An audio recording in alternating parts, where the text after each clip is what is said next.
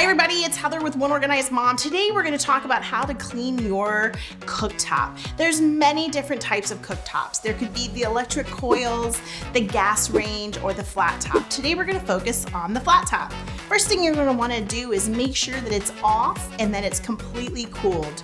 You're going to want to wipe off any loose debris because that's going to make your job easier.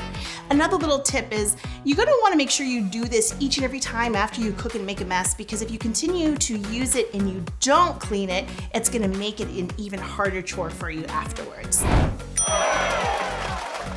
My favorite thing that I like to use is Barkeeper's Friend in the powder because it's cheaper and it works just as good as the liquid. So go ahead and sprinkle some on your cooktop. Get a non-scratch scrub brush with a little bit of water on it and start scrubbing it. Make it into a paste. The dirtier the cooktop, the thicker the paste you're gonna wanna use, and just start scrubbing it.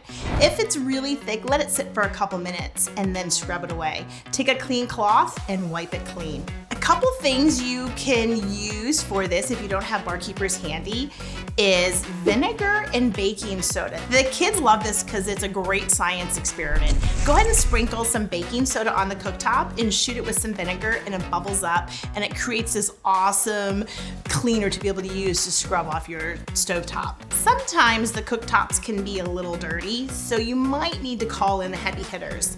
I recommend using a straight edge razor blade after you put the paste on and let it sit for about a half an hour. Make sure you go in a 90-degree angle back and forth. Don't go in a circular motion because it can scratch your stovetop. And you know what? If all else fails, call in One Organized Mom and let the pros take care of the work for you.